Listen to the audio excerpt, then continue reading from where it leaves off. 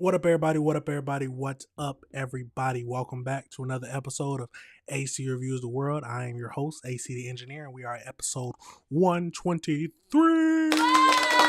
Yes, 123. Hopefully, everybody had a good day today. It is Wednesday, February 4th, 2026, year of our Lord. And it is the hump day of the week. Yes, hump day. Hopefully everybody's having a good day and they're making it through their week, their work week. If you're like me, working Monday through Friday. If you work on the weekends, hey, go make that money. I can't complain about that. But it's another day to where we have to talk about some crazy stuff. Remember, this is the show where we meet Monday through Friday at around 6 o'clock to discuss some of the crazy stuff that I found that needs to be reviewed together. Now, like I always say, if you ever disagree with anything I say, please leave a comment. Let's talk about it. Let's have a discussion.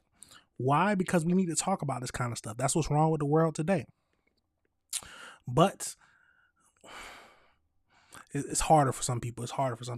But you know how I like to do it. Let's jump right into it. How Future say, let's have a sensational show today. But the first topic we got to get over into, looks like there's a news host. She's a news anchor who her mother looks like kidnapped, which is insane to say. But Nancy, I was just trying to say her name right. Guthrie. Nancy, her kidnapping. We'll figure out how to say her last name correctly in a second. But we got a few videos to look at, and of course we'll go to the AI breakdown to get any more details about this whole awful situation. But let's get over into it and see what we can find out and see what we can learn from this crazy situation. Let's jump into it. We are learning about a possible new clue in the search for the mother of Today Show co-host Savannah Guthrie this morning. Authorities are looking into whether a ransom note sent to a local TV station there in Arizona is legitimate. Jonathan Vigliotti spoke with the Pima County Sheriff, who said they felt compelled to share the note with Guthrie's family. The thousands of tips that you get, you don't show everything. Well, no, because some of them just don't have any. This rose to the sure level. Sure does. It's more threatening. You guys asked, was there any threats? This was pretty threatening. Jared Hill joins me here in studio now. He's been following this heartbreaking case since it broke. Jared, what more do we know? Good morning. Errol, investigators said that they had hoped to keep this purported ransom note under wraps, at least until TMZ reported they too received what seems to be a ransom note. While the legitimacy is still a question, investigators say that they are taking this and every piece of evidence seriously as they search for Nancy Guthrie.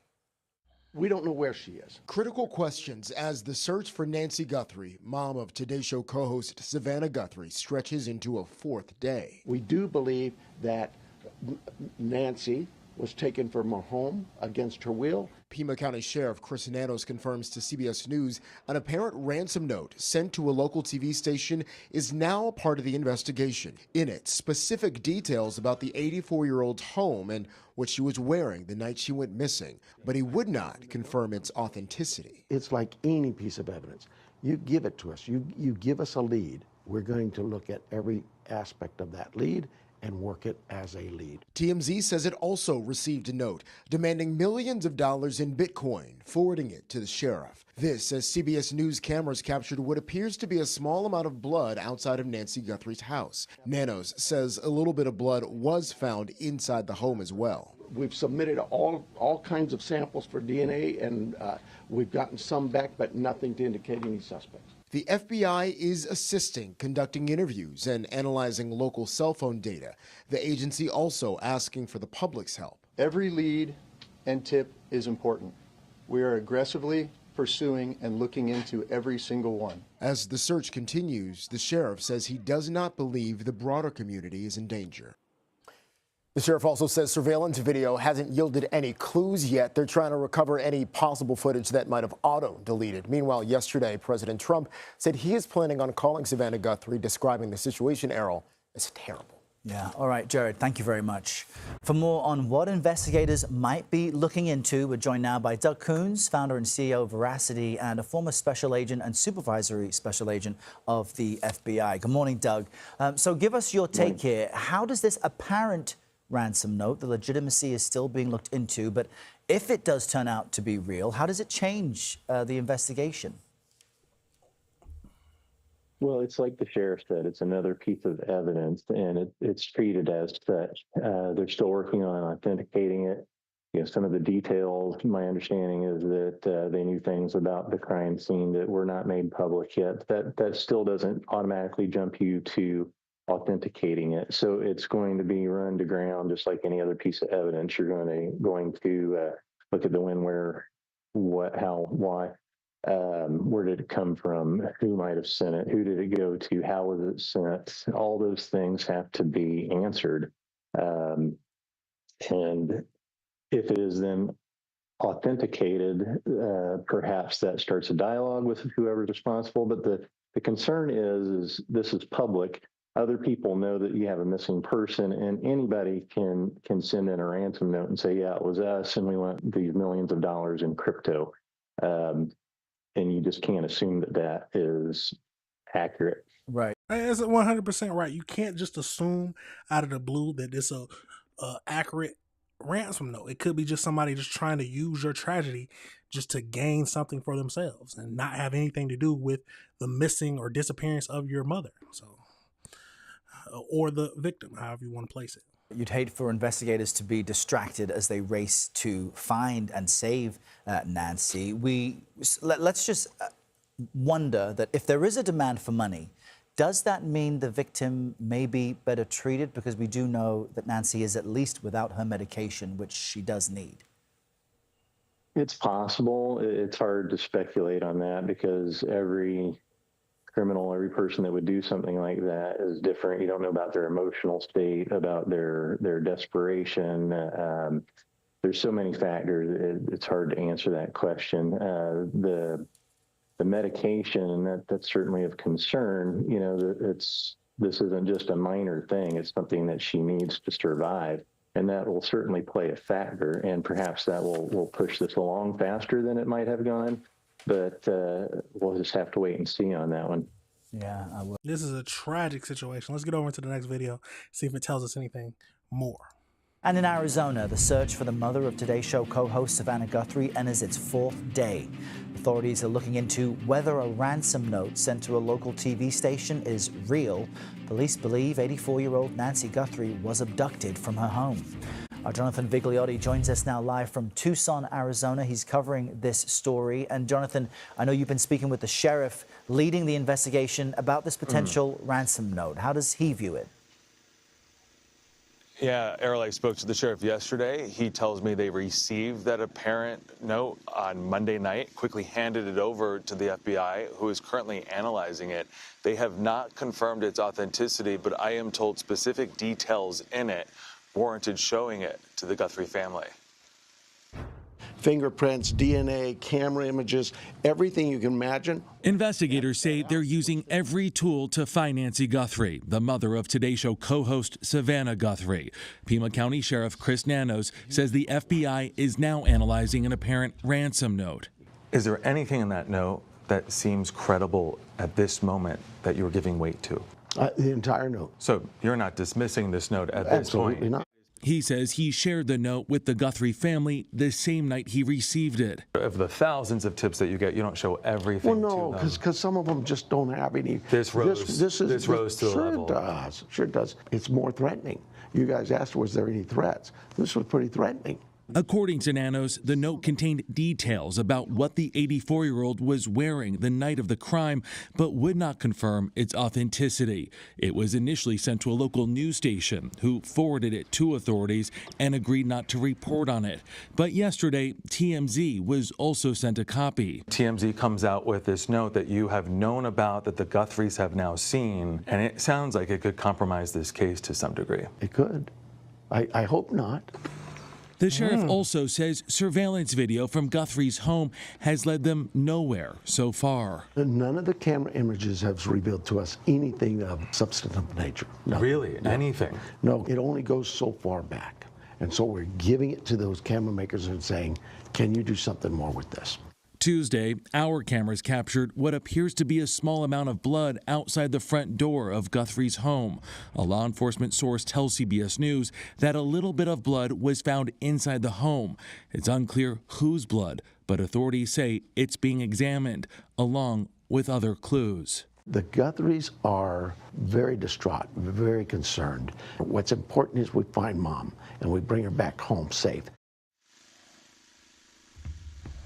And the sheriff tells me Savannah Guthrie and her family have not received any direct threats. He is specifically concerned about the health of Nancy Guthrie, who requires daily medication. All of it was left behind when she was abducted, Errol. Yeah, all of that. So now that can lead to two different things, at least in my opinion.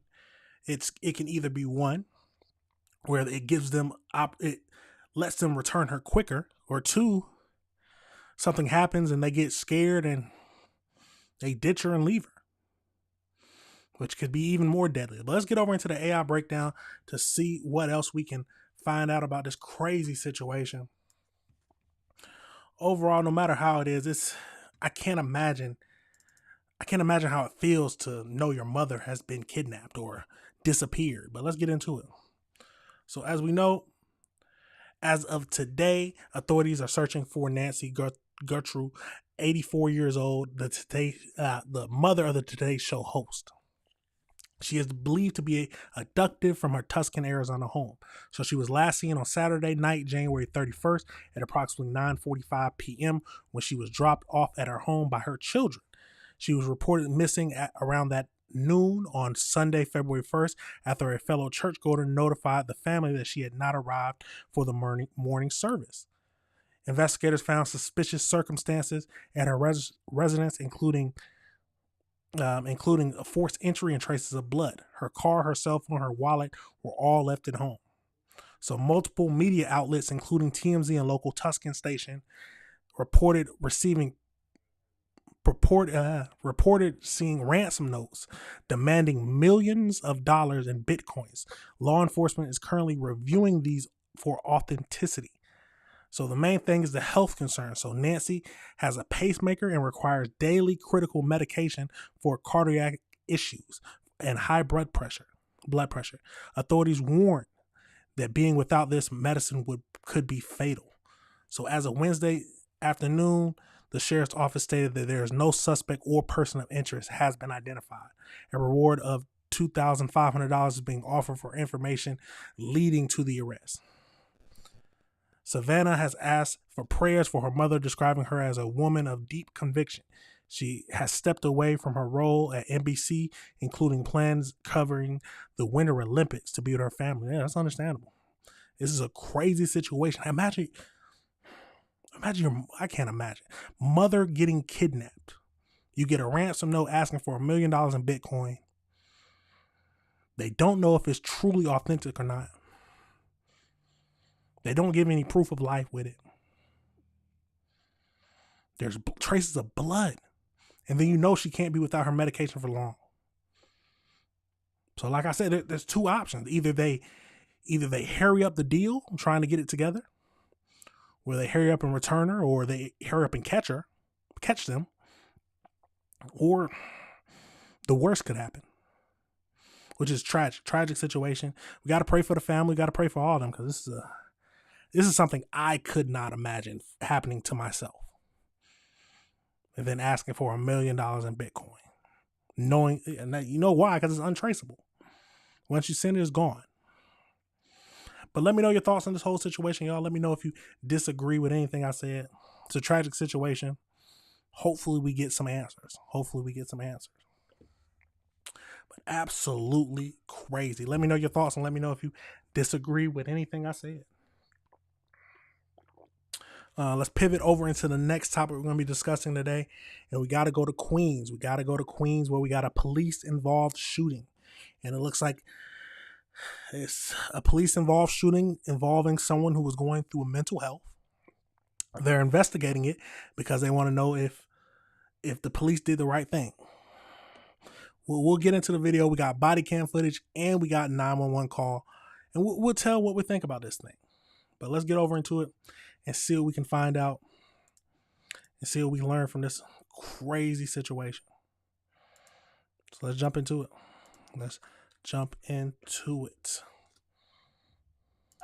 Breaking news into our newsroom. Police have just released body camera video that shows the shooting of a 22-year-old Queens man armed with a knife. It shows the moments after the officers entered the home. And Mayor Mamdani said this incident makes the case for changing the way the city responds to mental health calls. But political reporter Marcia Kramer says the mayor admits he's still in the process of figuring out when cops need to be part of the equation. Hold on. Let's back that up a tad bit, because I'm assuming this is right when he entered the house. Breaking news into our newsroom. Police have just released body camera video that shows the shooting of a 22-year-old Queens man armed with a knife. It shows the moments after the officers entered the home. And Mayor Mamdani said this incident makes the case for changing the way the city responds to mental health calls. But political reporter Marcia Kramer says the mayor admits he's still in the process of figuring out when cops need to be part of the equation. Quick question.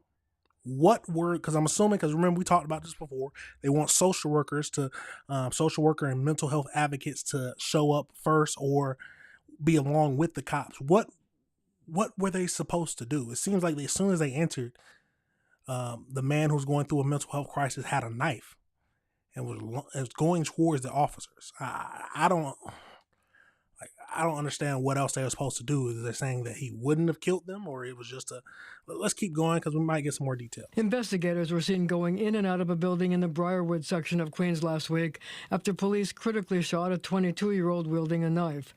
The shooting of Jabaz Chakraborty became a test case of the mayor's resolve to change the way the city responds to cases involving so-called EDPs, emotionally disturbed people.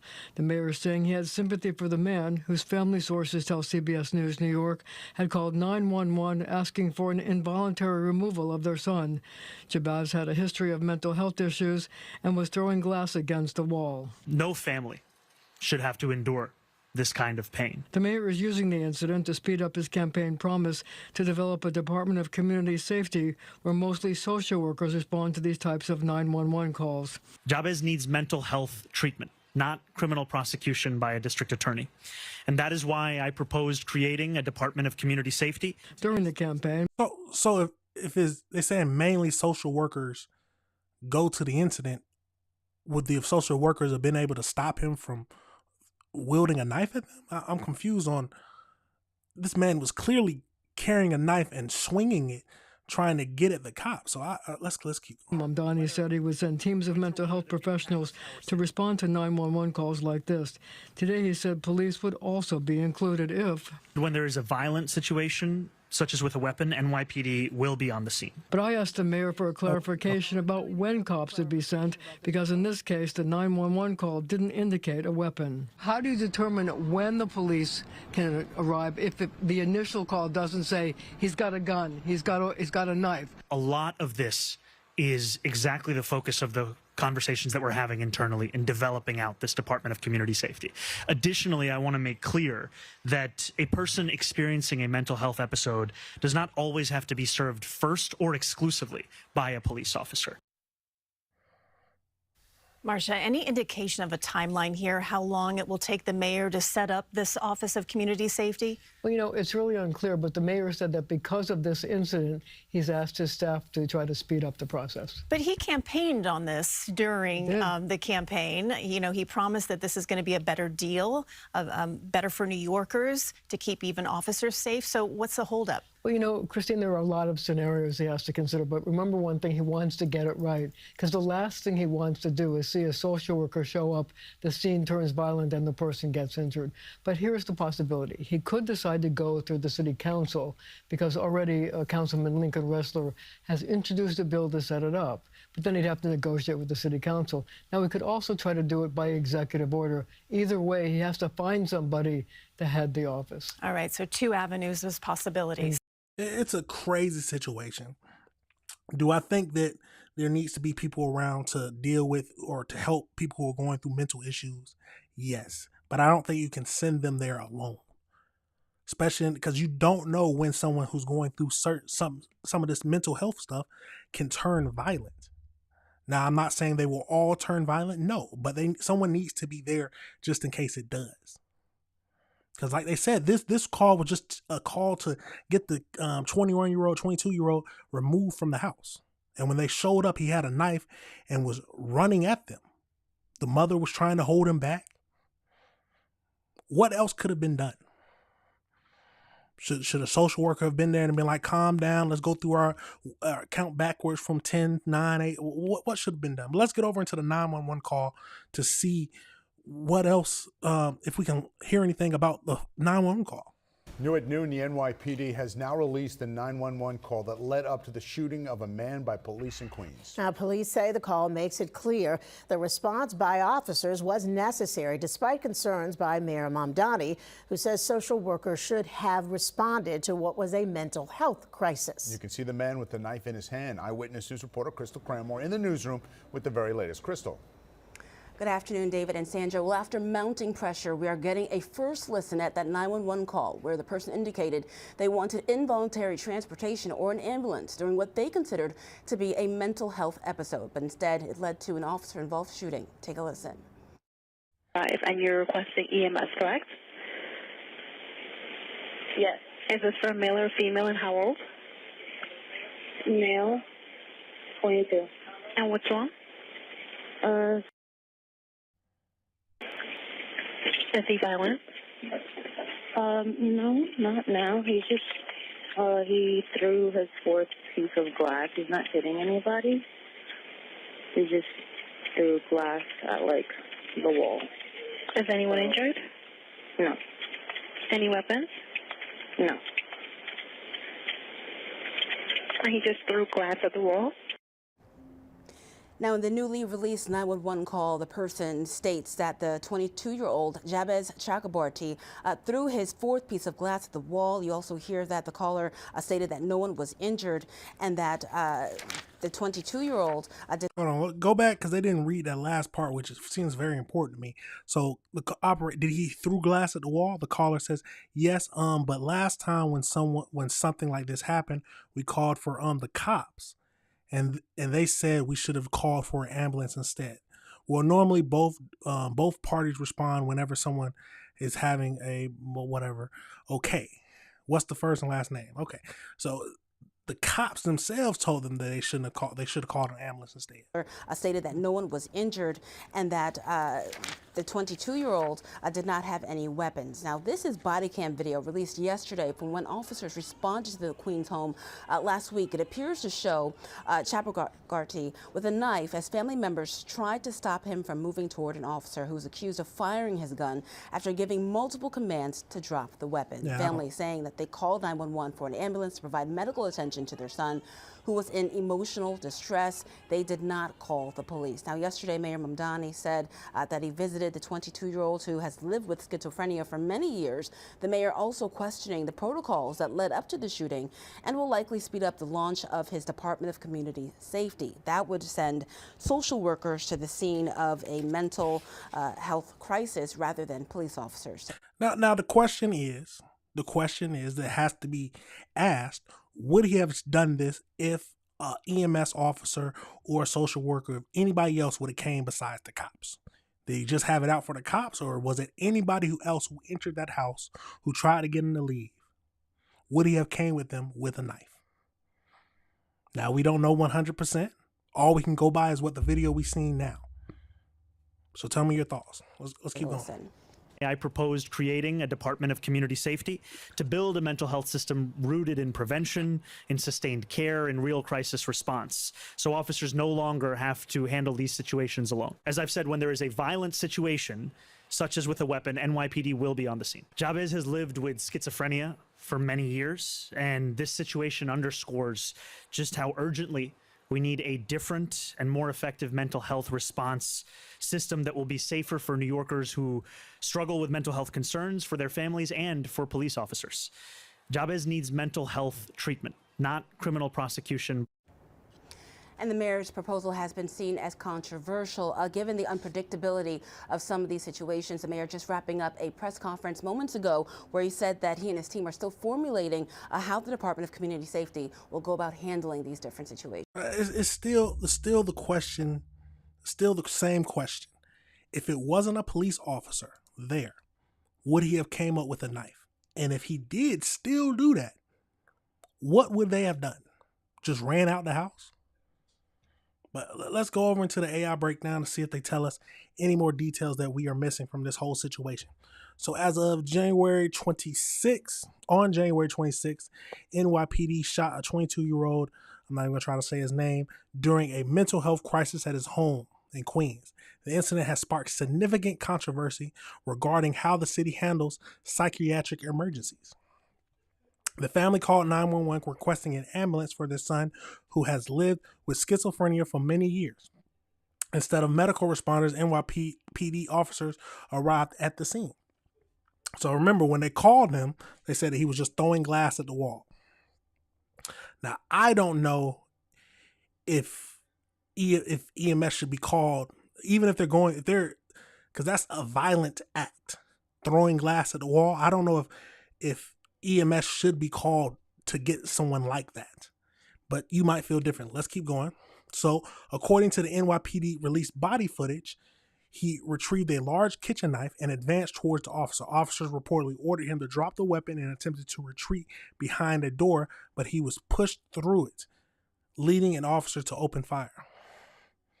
So he was struck multiple times and remains in critical condition on a ventilator. 2 officers were tested for minor injuries, including tetanus. So the family and advocate groups like Rising Up and Moving, Drum, have criticized the police response as incompetent and inhuman, alleging the officers mistreated the family following the shooting. Okay, so they're saying that they mistreated them following the shooting. They're not saying that the shooting itself was incompetent. Okay, so the mayor's response, we know about that. So Mamdani has called for the creation of the Department of Community Safety to send social workers rather than police to mental health crises. He said that he needed treatment, not criminal prosecution.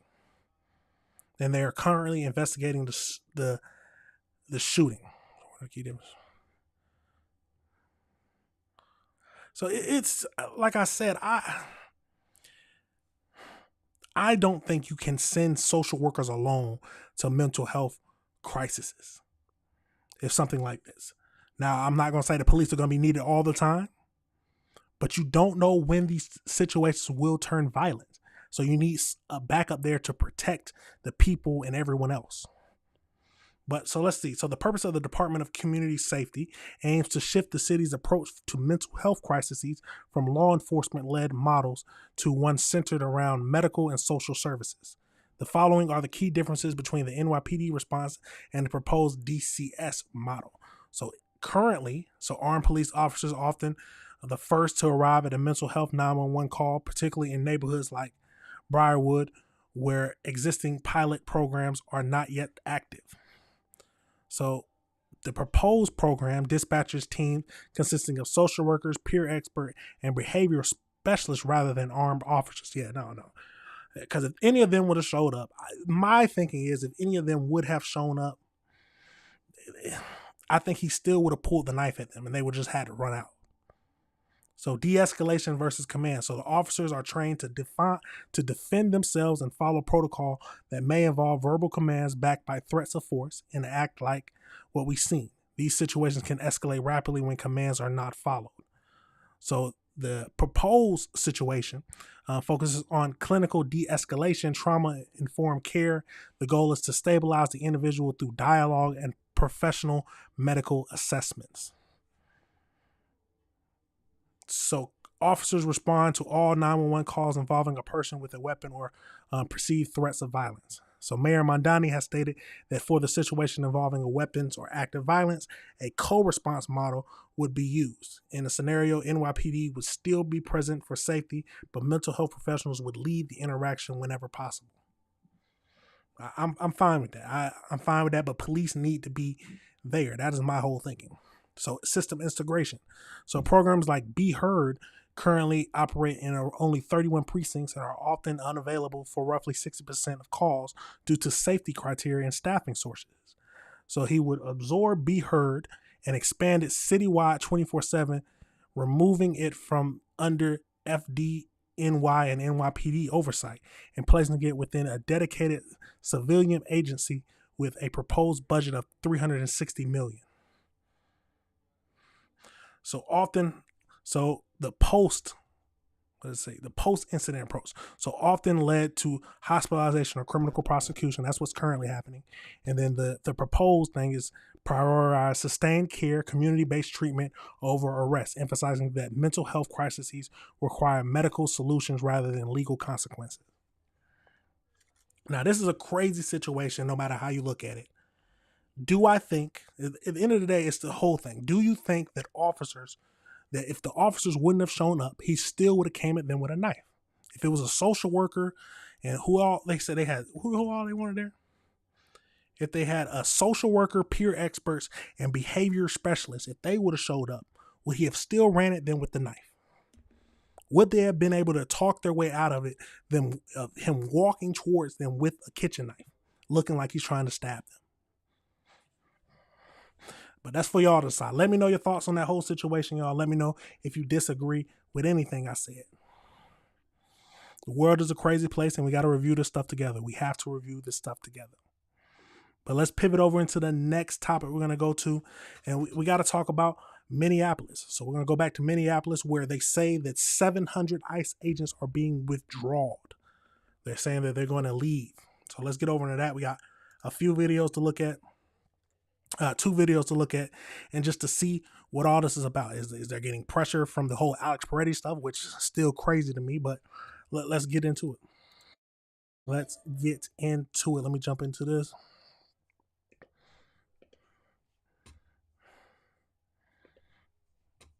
Yeah, let's see what it's talking about. The Trump administration is drawing down the number of federal agents in Minnesota after an agreement with state and local officials. ABC's Karen Travers has the latest.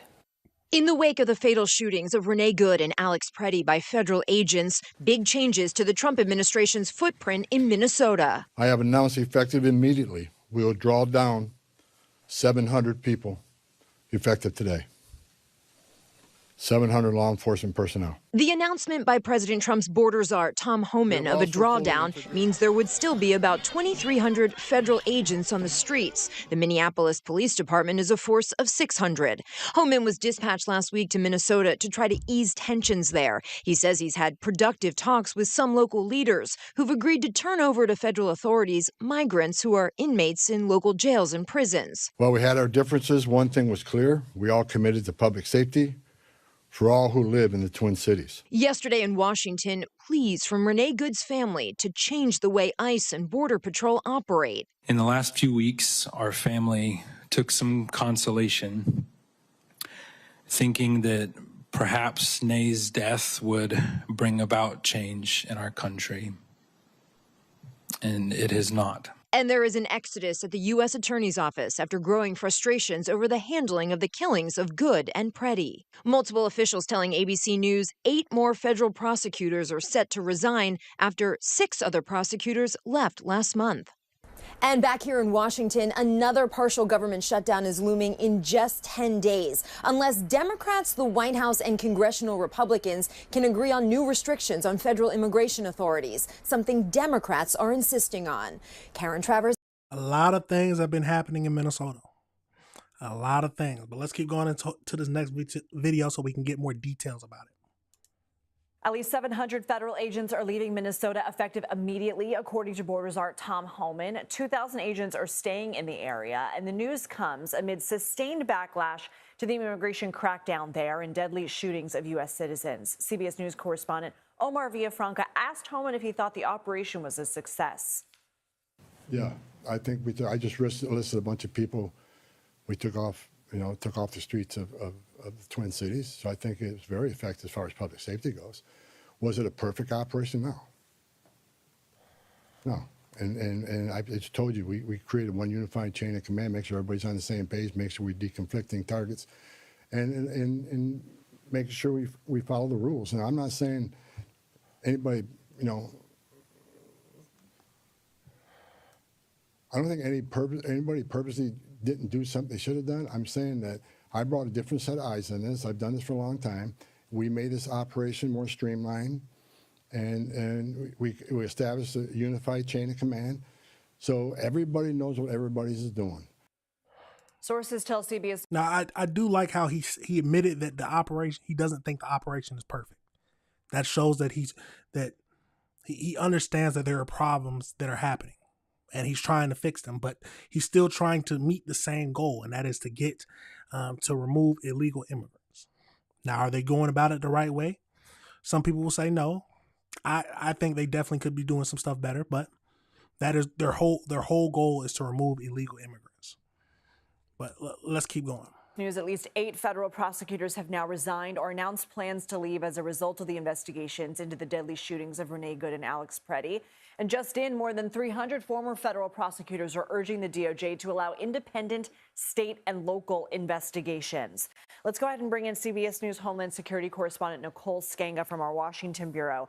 What will the future of the operation look like with this partial drawdown, and how is the community reacting? Yeah, Lindsay, good to be with you. In terms of what the future of this operation will look like, Tom Homan has said there are more planned targeted attacks, less widespread sweeps throughout the community and public urban areas. A lot of officials on the ground in Minneapolis. I was there just yesterday talking to sheriffs, police chiefs, state officials. The top corrections official in the state say they'll believe it when they see it. Now, this is welcome news that there is a reduction in 700 federal agents there on the ground, but 2,000 agents is still an enormous number in terms of a federal footprint, still larger than what we saw in cities like New York, Chicago, and Los Angeles. So keep in mind that this is not happening in a vacuum, and that is still an incredible number of federal agents in a city of roughly 430,000 people. In terms of what state officials are demanding moving forward, and you mentioned one of the things there, a fair investigation, a credible investigation into both the fatal shootings of Alex Preddy and Renee Good with state cooperation. In addition to that, a detailed plan for a drawdown. So we've heard this broad announcement today from Tom Homan, but they do want a timeline into when the rest of federal agents are expected to leave. And beyond that, they want to see a change in the tactics among the ranks of federal law enforcement. Some of the videos that have circulated, especially of CBP agents deploying less than lethal tactics, targeting agitators, that sort of thing. We have heard from some law enforcement, local law enforcement on the ground that say since Tom Homan has been in the area, there's been some improvement, but there are still a number of concerns. Nicole Skanga, thank you. Thank you. Now we move to a landmark medical ruling where let's go over into this next, not the next topic, but let's go over into the AI breakdown just so we can, not of this whole case, but I had some questions that I want to talk about. So let's get into it. So I did just want to know how many illegal immigrants have been arrested in Minneapolis so far. So as of February 4th, the Department of Homeland Security has reported over 10,000 criminal illegal aliens have been arrested in Minnesota since the start of the second term. So key operations. So you got the total started arrests that go up to over 10,000. You got the Operation Metro Surge, which is that operation they're doing now. Specifically to target the federal operation has led to more than 4,000 arrests in the state since the beginning of 2020, since it began in late 2025. So officials noted that approximately 3,000 to 3,500 of the arrests occurred in the last 6 weeks. Following these arrests, federal officials announced a down draw of 700 agents from the Minneapolis area. February 4th, 2026, leaving approximately 2,000 federal officers remaining in the region. So DHS Kristi Noem stated that the arrests include murderers, rapists, and pedophiles. Local leaders and organizers have questioned the accuracy of the 10,000 figure, noting that a lack of transparency regarding specific records or confirmation from the city officials. Public safety impacts. So the surge has been controversial, involving fatal shootings by federal agents and numerous lawsuits of wrongful detention. So, like you said, the operation has not been perfect. Now, one thing, I've said this before, maybe it's too many people, maybe it's too many officers or federal agents. Why are they not, I think they should at least, why don't they wear body cams? I think that would solve a lot of the hysteria going around, or at least show them what they're doing. It'll hold them more accountable. Maybe it's too many federal agents, but that's a question. Why Why aren't they wearing body cameras? That'd be the best thing to just help the public sentiment. You see all these officers and all these arrests have been caught on body cam. At least that's my thinking. But let me know your thoughts on this whole situation, y'all. Let me know how you feel about it. And let me know if you disagree with anything I said. It's a crazy situation.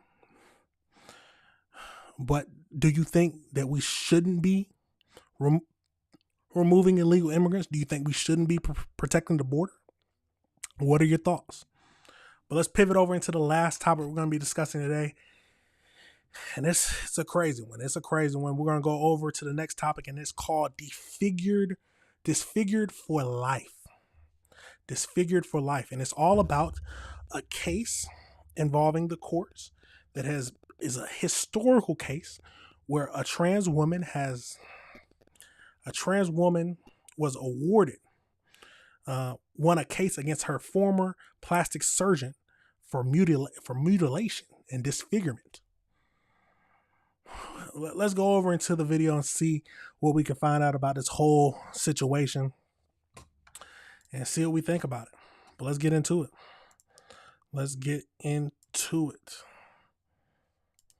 Now we move to a landmark medical ruling where a woman who detransitioned after identifying as a male in her teenage years, winning a $2 million malpractice suit. Mike Emanuel's got the story from here. And what is that, Mike? What happened? Bill, good morning to you. That is one of more than 24 detransitioner lawsuits moving through our courts nationwide. The case you mentioned, which is under seal, reportedly involves a minor who identifies as a boy and sued New York doctors for leaving her, quote, disfigured for life. The question is how the verdict in the one case will impact the dozens of other cases. Elon Musk reacting on X, quote, there will be thousands of court cases of children who were mutilated by evil doctors, modern-day Mengelas. The schools, psychologists, psychiatrists, and state officials who facilitated this will pay dearly too. Mengele is a reference to the Nazi doctor known as the Angel of Death. Meanwhile, California's Attorney General Rob Bonta is suing a San Diego children's hospital for stopping gender-affirming care for minors, arguing it should continue. Quote, Rady Children's Health has chosen to violate its merger agreement and California law in response to the Trump administration's illegal campaign against providers of gender-affirming care. The Department of Education says the Biden administration turned a blind eye to this deprivation of parental rights, and the Trump administration will fight relentlessly to end it. Bill? Thanks, Mike. Jackie's got more. All right, joining me now is detransitioner Chloe Cole. Chloe, thank you so much for being here this morning. I want to just start us off by showing you what Marsha Blackburn, the senator, said in reaction to this case. She says, this is exactly why I introduced the Chloe Cole Act, and the outcome in this case is a massive victory for children and parents. No child should be pushed into doing irreversible damage to their body under the guise of care. That act is named after you. What's your reaction to this legal victory, and what does it mean for what we might see next? Frankly, I think that $2 million is not nearly enough to compensate for the damages that these doctors have done to my generation. I think that it would only be right if next every single doctor, every single clinic that's been involved in this has their wallets completely drained. They're all thrown in prison with the keys thrown out. But I think that $2 million, especially in a blue state like New York, this bodes well for the rest of the 28 cases, including my own, of all the children who have been harmed and are seeking legal justice. Now, when we were talking in the break, you said that you weren't even aware of this case. Mike Emanuel said it was under seal. What does that say about how many more of these cases might be out there? What do you know from your experience about how many people are trying to bring suits like this? As of right now, there are over 24 cases that have been filed against the gender-affirming care industry, including my own with Center for American Liberty. And I think that there are not only many more that are currently private, but there are going to be potentially hundreds, if not thousands, across the world. Now I do have a question. No, I'm not going to stop it too much. But so they're suing the gender-affirming care because they let the children, I guess, go through transition. Now my question is, did the parents have to give their approval for this, or could they do it without the parents' approval? Because if they're upset about it and the parents let them do it, they should be upset with the parents. But I might be missing something. Let's keep going though. Detransitioners who had been mutilated have been castrated at very young ages, and I think it's only right that, obviously, these are things that are never going to be reversible, but I think every child who has had this done to them deserves the world. Given all that, what do you make of the new Fox News polling that shows that Democrats are favored by voters by 22 points on transgender issues? I mean, that is a big lead over Republicans on transgender issues. What do you make of that? To clarify, what does this mean? Does this mean that they're in favor of transitioning and these treatments? I think it's up to interpretation. I think they're saying that the Democratic Party is better on transgender issues, more supportive of transgender issues than the Republican Party. And we've seen how that's played out in some states. It's been it was a debate in the last election. But now that you and others in your community are coming forward and saying that what we were told, was damaging, and we are now stuck with the results, are you surprised to see that Democrats who broadly champion, the gender-affirming care issues, are still leading the day on it, despite the impacts to people like yourself?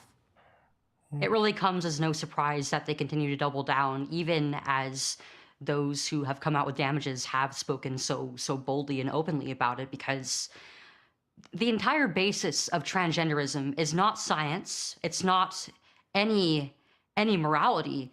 It's completely ideological. And a lot of these politicians and these doctors that are pushing in favor of this are not only motivated by money, but they also have been led to truly believe that it is beneficial to these children to lead them into irreversible harm. Otherwise, they will kill themselves. And that is the same lie that they sell to every parent, that they sold to my parents in order to convince them that I had no other choice. And these doctors know exactly what they're doing. Here's a question. So even though the doctors went through and said that, they'll end up killing themselves if they don't get the surgery, I think it's truly up to the parents. I don't think without the parents' consent, they could not have done any of this. Yes, it sounds like they manipulated them, but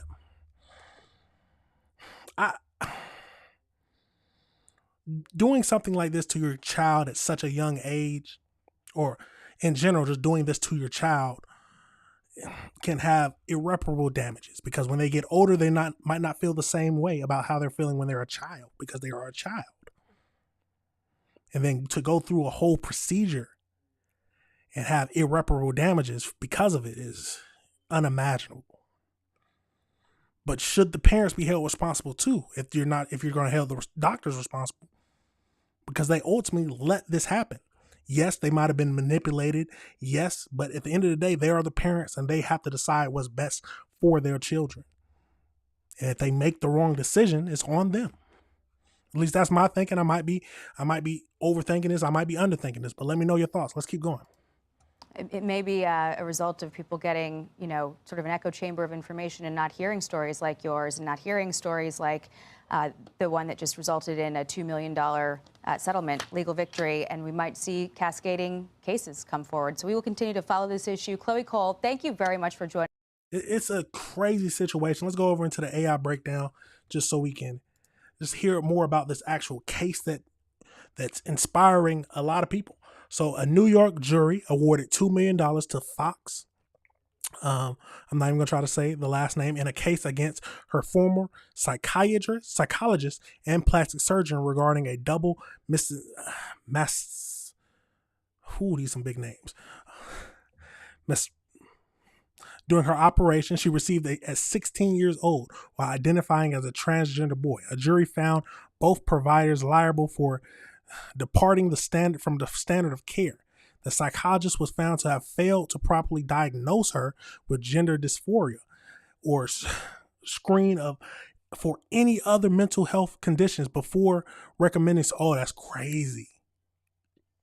So instead of going through the thing that would cause the most damage, that's the first thing they went with was, oh yes, they're experiencing gender dysphoria.